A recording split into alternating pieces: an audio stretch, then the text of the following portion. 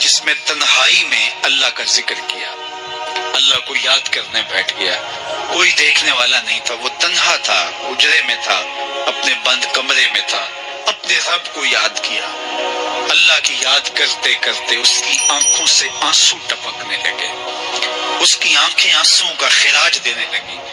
تو میرے اور آپ کے آقا و مولا نے فرمایا کہ یہ آنسو اتنے قیمتی ہیں، ان آنسوں کے بدلے میں قیامت کے دن اسے عرش الہی کا سایہ نصیب ہوگا، عرش الہی کا سایہ اسے نصیب ہوگا ان آنسوں کے بدلے میں۔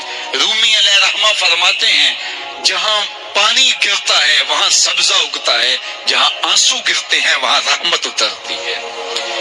تو اس لیے جو اللہ کی یاد میں رونے کا لطف ہے اور اللہ کی یاد میں آنسو بہانے کا اجر اور صلہ رکھا گیا ہے، یہ گناہوں کو دھو ڈالتا ہے، یہ اندر کی صفائی اور ستھرائی کا سبب اور ذریعہ ہے۔ میرے اور آپ کے آقا و مولا نے فرمایا راتوں کی تنہائیوں میں اٹھ کے قرآن پڑھا کرو اور قرآن پڑھتے ہوئے رویا کرو۔ پھر فرمایا فَإِن لَّمْ تَبْكُوا فَتَبَاكُوا، اگر رونا نہ آئے تو رونے کی کوشش کیا کرو۔ حضرت داتا گنج بخش علی حجویری سے ایک مرید نے کہا حضرت اگر رونے کی کوشش کریں پھر بھی رونا نہ آئے، فرمایا پھر اپنے مقدر پہ رویا کرو۔ تم اتنے سنگ دل ہو گئے ہو کہ تمہاری آنکھیں آنسوں کا خراج نہیں دیتی۔ جو رونا نہیں جانتا وہ اللہ کی رحمتوں کو اور اللہ کی کرم نوازیوں کو کیسے سمیٹ پائے گا؟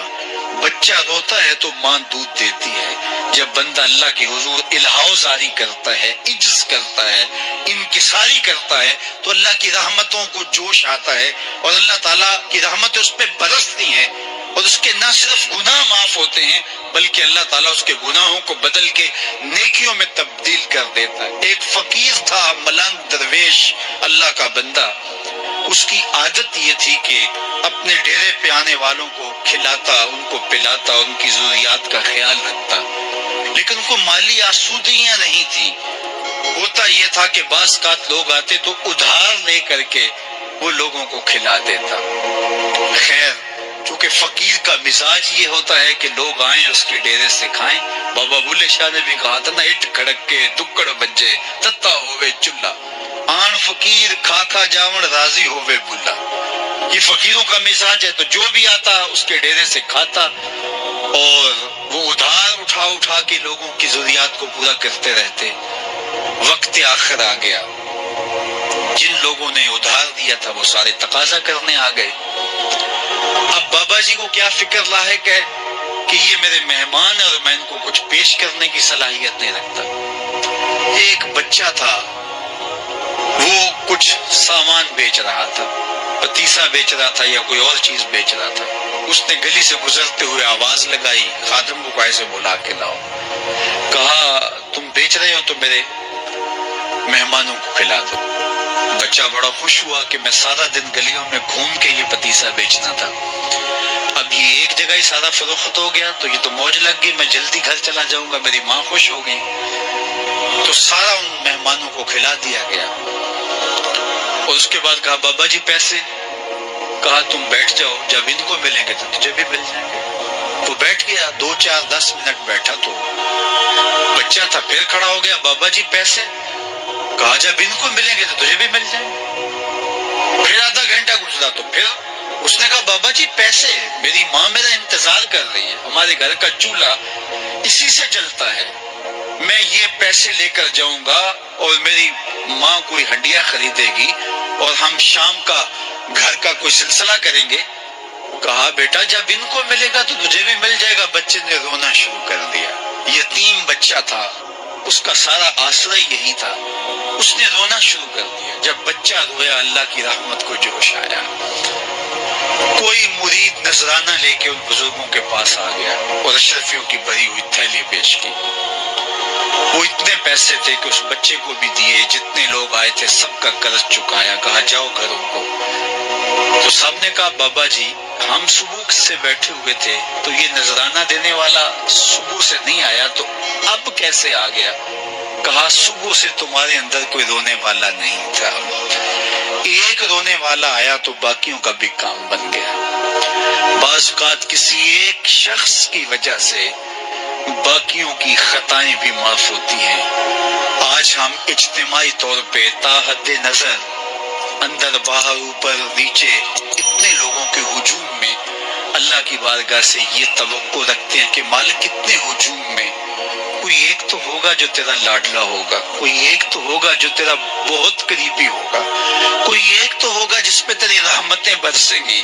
تو مالک اس کے صدقے سے ہماری خطائیں بھی معاف کر دے، ہمارے گناہ بھی معاف کر دے۔ کوئی ایک رونے والی آنکھ مل گئی تو باقیوں کا بھی کام بن جائے گا۔ اٹھ فریدا ستیا تے میلہ ویکھن جا، وت کوئی بخشیا مل جاوے تے تو ہی بخشیا جا۔ میرے مالک ہم سب کی خطائیں معاف کر دے، ہم سب سے درگزر فرما، اور ہم سب کے باطن کو ستھرائیاں دے دے، ہمارے اندر کو پاکیزگیاں دے دے۔ بہت وقت میں نے اور آپ نے صاحب گزار لیا، تیزی کے ساتھ زندگی بیت رہی ہے۔ میں اگر اپنے آپ کو دیکھوں تو میری زندگی کتنی بہاریں کاٹ چکی ہے۔ اگر آپ اپنے آپ کو دیکھیں، کوئی 60 سال، کوئی 20 سال، کوئی 25 سال، زندگی تیزی کے ساتھ گزر رہی ہے۔ بندہ جب سوچتا ہے کہ میں 40 سال کا ہو گیا ہوں تو آگے میری زندگی کے اگر 30 سال بھی ہیں تو 30 سال تو کافی ہیں، لیکن وہ پیچھے اگر پلٹ کے دیکھے تو 40 سال یوں گزر گئے جس طرح چٹکی بجائی جاتی ہے۔ جب چٹکی بجانے کے وقت میں 40 سال گزر گئے محسوس ہوتے ہیں، تو جو باقی 30 سال اگر ہوئے بھی وہ تو گمان ہے میرا، وہ تو گمان ہے آپ کا، ہمیں تو ایک سانس کا بھی نہیں پتا۔ پوچھا گیا زندگی اور موت کے بارے میں کیا خیال ہے؟ کہا فجر پڑی ہے، پتہ نہیں ظہر پڑھ سکیں گے یا کہ نہیں۔ کہا اتنی لمبی امیدیں لگائے بیٹھے ہو، کہا ظہر پڑی ہے، پتہ نہیں عصر پڑھنے کا موقع نصیب ہوتا ہے کہ نہیں۔ کہا یہ بھی طول عمل ہے۔ ایک بولا عصر پڑی ہے، پتہ نہیں مغرب پڑھ سکیں گے یا کہ نہیں۔ کسی نے کہا ایک رکعت پڑی ہے، پتہ نہیں دوسری رکعت بھی پڑھنا نصیب ہوتی ہے یا نہیں۔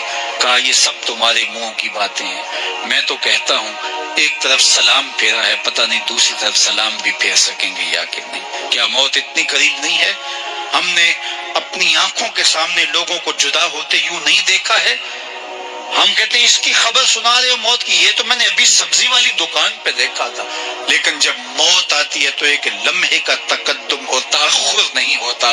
تو صاحب آئیے اپنی زندگی کو اللہ اور اس کے رسول کی راہوں پہ ڈالے۔ آج وقت ہے، آج موقع ہے، آج توبہ کا دروازہ کھلا ہے، کل سب کچھ نہیں ہوگا۔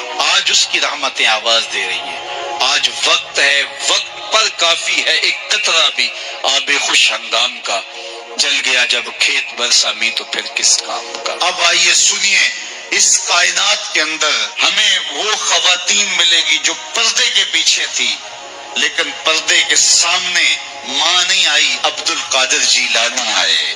ماں پردے کے پیچھے تھی، پردے کے سامنے فرید الدین گنج شکر آئے۔ ماں پردے کے پیچھے تھی، مہر ماں نے بھی آنچل نہیں دیکھا، لیکن پردے کے سامنے کربلا میں حسین ابن علی آئے۔ تو یہ پردے کے سامنے آئے، وہ پردے کے پیچھے تھی۔ تو جب مائیں پردے کے پیچھے ہوں تو پھر بیٹے جو ہیں وہ پردے کے سامنے آ کے وہ نقش ضبط کرتے ہیں کہ جو لوگوں کے زندگی کے نقوش کو جو ہے وہ اجال دیتے ہیں اور تقدیر بدل دیتے ہیں۔ تو اس لیے ماں کی ذمہ داریاں گھر سنبھالنا ہے۔